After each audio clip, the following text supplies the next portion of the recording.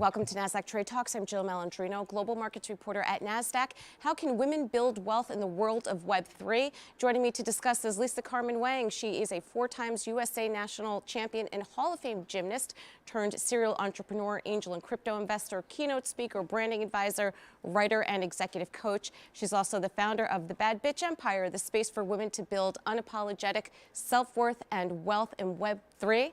It is great to have you with us, Lisa. Welcome to Trade Talks. Excited to be here, Jill. And your background is in alternative investments and hedge fund spaces. What inspired you to make the move to where you are now? Yeah, definitely. I mean, I have been across, I think, every single male-dominated financial industry you could think of, starting from hedge funds to tech in Silicon Valley to venture capital to now crypto. And I think each time, just having that experience and seeing that the landscape is not friendly for women, especially young women. And so when I started taking the leap, it was really because I realized that as a creator and as an artist, the desire for creative freedom, but also to have financial impact was something I truly desired. And so that's what helped me take the leap from corporate finance into startups and tech. And then ultimately coming into the crypto space as I started seeing that there is a new digital financial ecosystem and system that's being built right now. And if you look at every single system that's been built to date, women have been left out. Our voices haven't been heard at the table. And so we are right at the beginning of this new system. And so for me, seeing that challenge and seeing that opportunity was something that I took the leap into and said, here's a place where we can really make an impact. Why is Web3 offering worth and wealth opportunities for women? Well, if you think about the technology, at the core of it, blockchain technology is all about access, transparency, and the democratization of finance. Anyone who has an internet connection can create a wallet, can start a business. And when we think about developing countries where women don't have the ability to open up a bank account without the signature of a husband or father, who can't get access to any sort of funds, they do not have the opportunities for financial independence. And with blockchain technology, anyone with an internet connection can start a business. And so we are banking the unbanked, and there's a huge potential with that technology. But for women in particular, when you think of the financial system, it's been centralized, and who's at the top, who's controlling the systems? It's a homogenous group of men.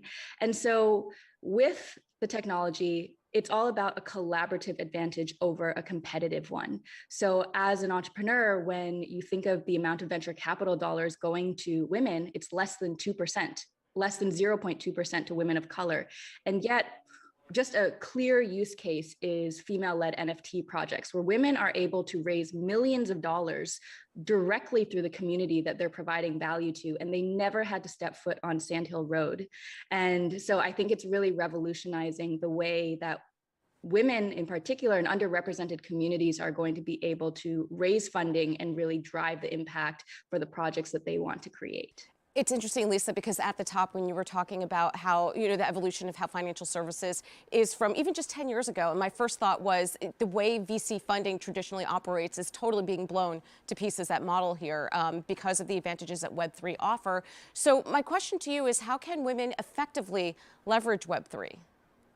Well, there are a number of ways to get involved. There is the building aspect, there is the contribution aspect, and there is also the investing aspect.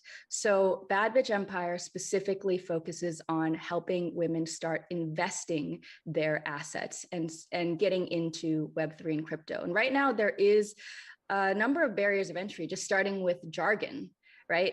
Because it is intimidating when you don't see people who look like you in the space, and there's a whole new language that's being developed about hodling and aping in and FUD and all these terms that just sound like a foreign language. But at the end of the day, I think that investing is the most powerful driver of wealth.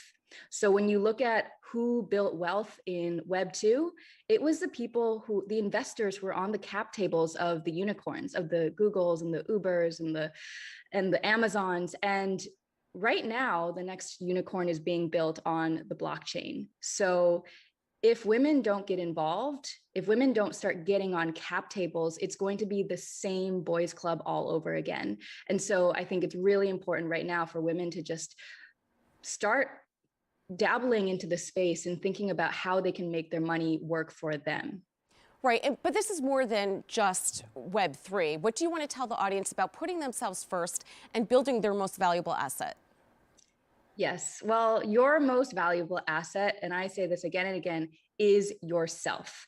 So there's a reason why it's called the bad bitch empire. So a bad bitch is a woman who unapologetically takes charge of her body, her boundaries, and her bank account.